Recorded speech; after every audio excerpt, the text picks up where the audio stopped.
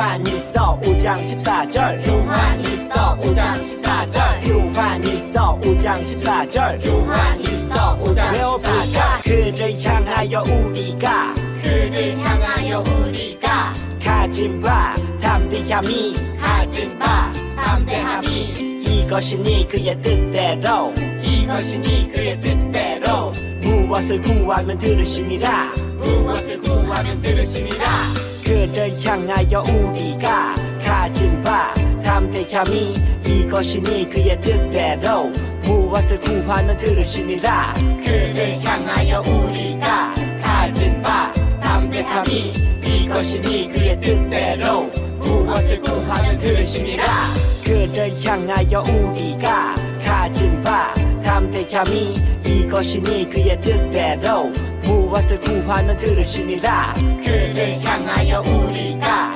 가진 바 담대함이 이것이니 그의 뜻대로 무엇을 구하면 들으심이라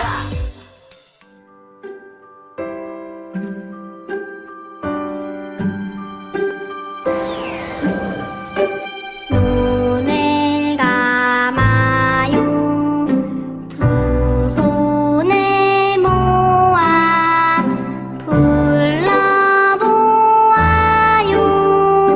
하나님의 이름 내 작은 목소리도 하나님 들으시죠 마음을 다해 기도해요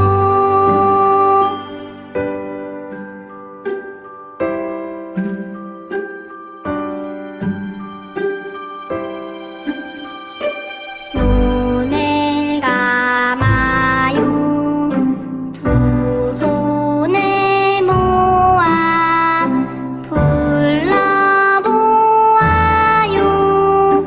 하나님의 이름 내 작은 목소리도 하나님 들으시죠 마음을 다해 기도해요 마음을 다해 기도해요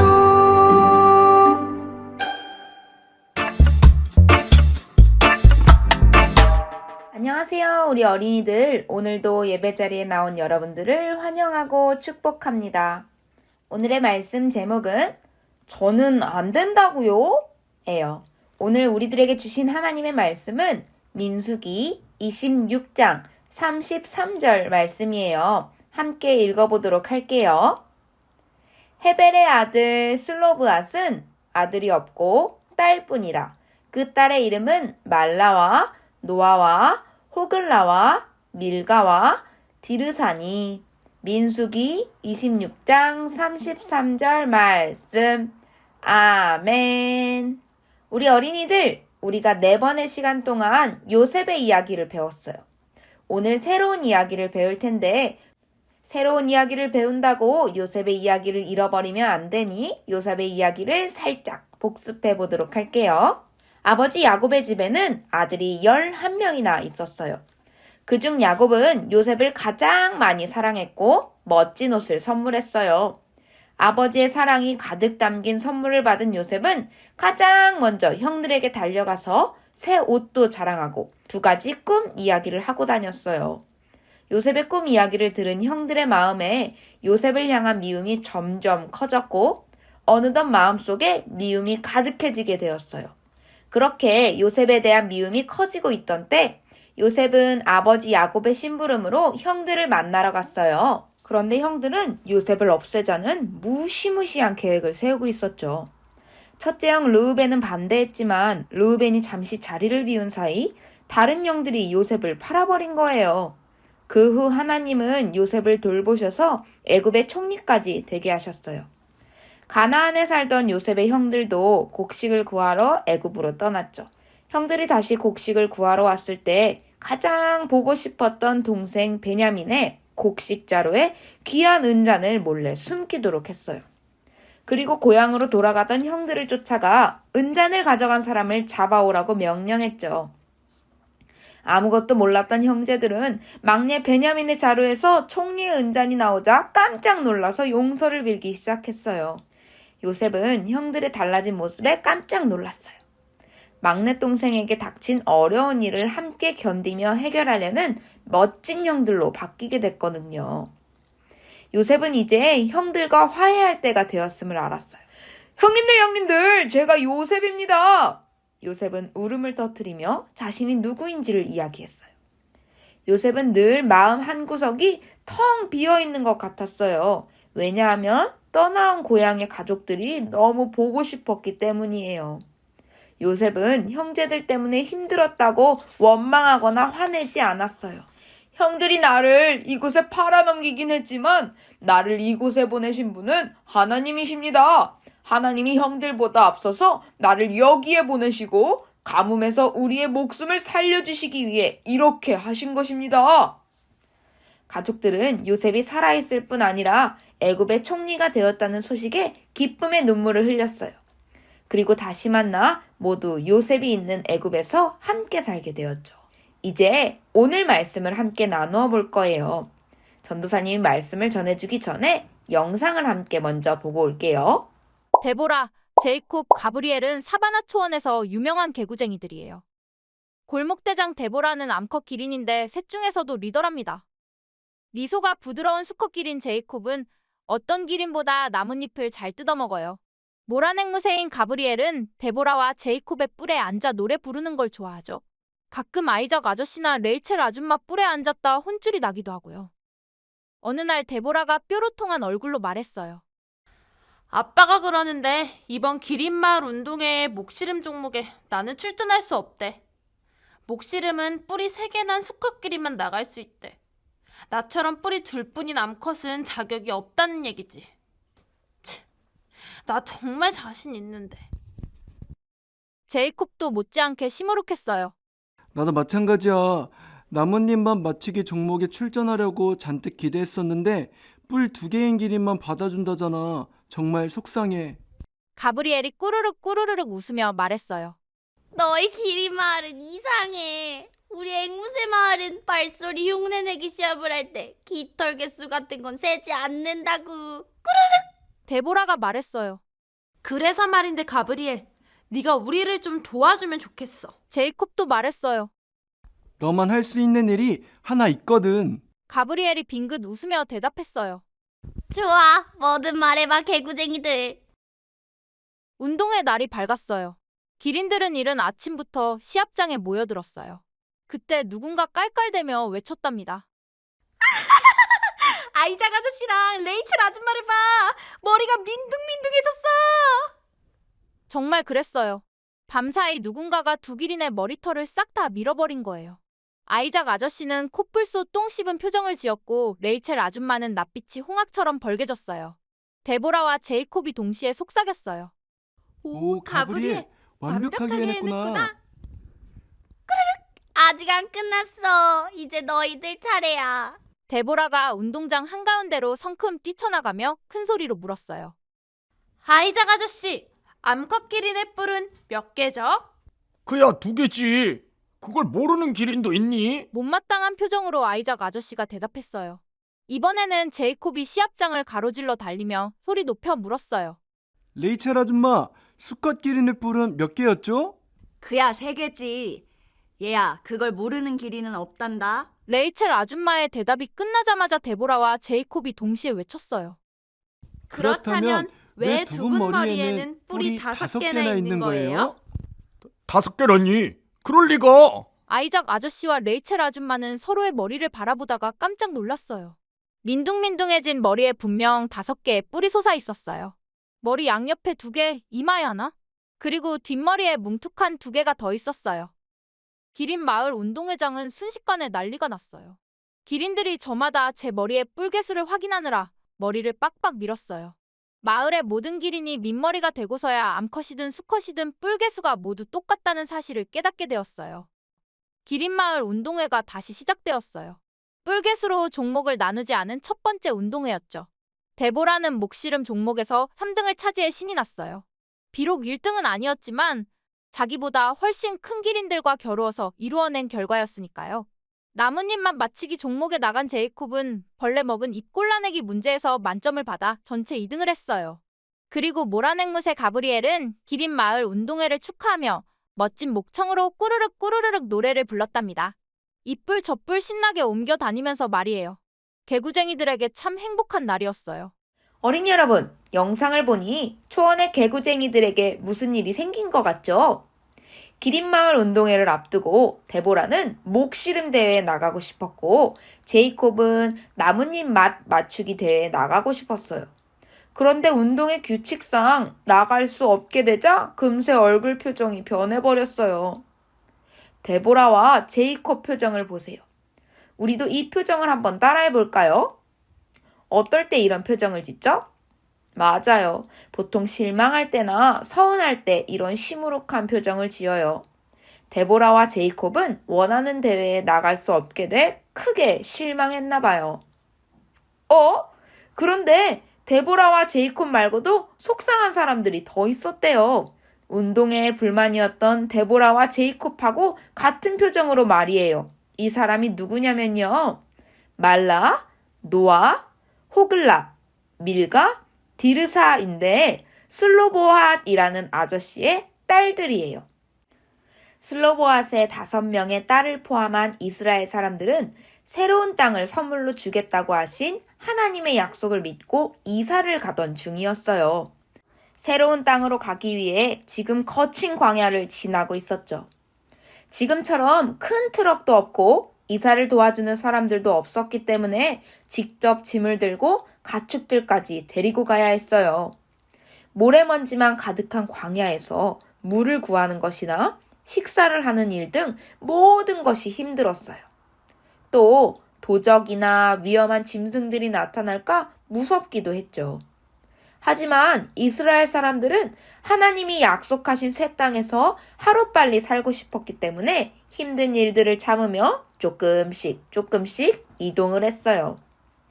그리고 새로운 땅을 사이좋게 나누기 위해 제비 뽑기 할 가족의 대표들을 조사하기 시작했어요. 20살이 넘은 남자들의 수를 세었는데 슬로보앗 아저씨의 가족은 남자 대표의 이름을 적을 수 없었어요.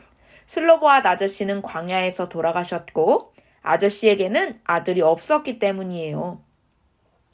집에 남자가 없어서 땅을 나누는 제비뽑기를 할 수 없다니 슬로보앗 아저씨네 딸들은 너무너무 속상했어요. 하나님의 선물이신 새 땅을 받기 위해 그 고생을 하며 먼 곳까지 왔는데 땅을 못 받다니 믿을 수가 없었어요. 그래서 5명의 딸들 표정이 데보라와 제이콥 같았던 거예요. 어린이 여러분들도 생각해보세요. 만약 전도사님이 오늘 여러분들에게 우리 어린이들 맛있는 간식이 준비되었어요. 각 반 선생님들은 나오셔서 간식을 받아가 주세요. 라고 했는데 선생님이 안 계시면 간식은 못 받아가요. 라고 말했으면 우리 반 선생님이 안 계셔서 간식을 가져오지 못했다면 기분이 어떨까요? 당연히 속상하겠죠. 맛있는 간식을 우리만 못 먹는 일, 운동회에서 좋아하는 경기에 나가지 못하는 일, 약속한 땅을 우리 가족만 받을 수 없는 것은 모두 속상한 일이에요. 그럼 이럴 때는 어떻게 하면 좋을까요? 하고 울면서 속상한 마음을 표현할 수도 있고 나한테 안 된다고 하는 사람들 다 미워할 거야! 라고 크게 외칠 수도 있고요. 또 다른 사람들도 못하게 막을 수도 있어요. 하지만 운다고 해서 또 남을 미워하거나 방해한다고 해서 속상한 일이 해결될까요? 그래요. 전혀 해결되지 않을 거예요. 그렇다면 진짜 해결할 방법은 무엇이 있을까요? 아까 영상에서 봤던 것처럼 기린마을 운동회를 생각해 보세요. 이상한 운동회 규칙은 사라지고 모두 행복한 운동회로 끝났던 것 기억하나요? 데보라와 제이콥은 실망스러운 운동회 규칙을 바꾸기 위해 앵무새 가브리엘과 함께 지혜를 모았어요. 그 결과 모두 즐거운 운동회가 될 수 있었죠. 그럼 조금 전에 이야기했듯이 맛있는 간식을 받아오려면 어떻게 해야 할까요? 우리 반 선생님을 다 같이 찾아보거나 전도사님께 도움을 청할 수 있어요. 우리가 이야기를 나누는 동안 슬로보아 아저씨의 딸들도 땅을 받을 방법이 생각났다고 해요. 어떤 방법일지 전도사님이 다음 시간에 이야기해 주도록 할게요. 그럼 우리 다 같이 기도하겠습니다. 하나님, 친구나 사람들로부터 너는 안 돼! 라는 말을 들을 때가 있어요. 그때 화를 내거나 미워하지 않게 도와주세요. 그런 말을 하는 사람들을 이해하고 속상한 마음이 풀리도록 나를 사랑해 주시고 지혜 주시는 하나님께 기도하게 해주세요. 예수님의 이름으로 기도드립니다. 아멘.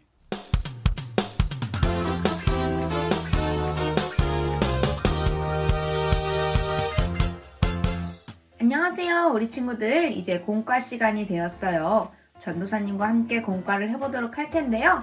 오늘의 공과는 2-1 공과 자료를 가지고 공과를 해보도록 할게요. 오늘의 공과 준비물은 공과 교재 3개의 스티커, 유성 매직, 테이프, 검정 도화지와 지퍼백을 준비해주세요. 준비물 준비를 위해서 잠시 멈췄다가 다시 만나요. 먼저 첫 번째 공과 시간이에요. 공과 자료 2장과 스티커를 준비해주세요. 어린이 여러분, 기린 이야기 기억하죠? 각자 원하는 대회에 나가지 못했던 두 기린, 데보라와 제이콥 이야기요. 시무룩한 데보라와 제이콥을 위해 가브리엘이 나서서 해결해 주었어요. 오늘은 우리가 가브리엘처럼 친구들을 관찰하며 이야기해 보려고 해요. 먼저 기린 사진 2장을 붙여서 연결해 볼게요. 이렇게 두 그림을 연결한 어린이들은 이 위에 점선을 잘 뜯어주세요. 자, 기린이 준비되었나요? 두 그림 자료가 합쳐지니 기린 모양이 완성되었어요. 그런데 기린 옆에 그림자들이 있어요. 우리 이제 이 스티커에서 그림자와 알맞는 사진 스티커를 한번 붙여보도록 할게요. 스티커를 다 붙여본 후에 이야기해보도록 할 거예요. 우리 어린이들 스티커를 다 붙여보았나요? 먼저 왼쪽 위 그림에 알맞은 어린이는 분홍색 티셔츠를 입은 남자친구였어요. 오른쪽에는 파란색 티셔츠를 입은 여자친구네요. 남자가 분홍색을, 여자가 파란색을 입으면 어때요? 남자와 여자가 좋아해야 할 색깔이 정해진 것은 아니에요. 기린 양쪽에 볼 옆에 그림도 한번 이야기를 나눠볼까요? 왼쪽에는 열심히 축구하는 여자친구예요. 땀을 뻘뻘 흘리며 열심히 달리는 것을 보니 곧 공을 골대에 넣을 것 같아요. 오른쪽에는 발레를 하는 남자친구예요. 한 발로 서 있는 것 좀 보세요. 엄청 멋지죠? 혹시 여자는 축구를, 남자는 발레를 하면 어때요? 다른 사람들이 보고 말하는 것보다는 하나님이 우리에게 주신 재능을 알고 열심히 노력하는 마음이 중요해요. 기린 얼굴, 입 옆에 붙일 스티커는 어떤 그림이었어요? 이 친구는 휠체어를 타고 있어요.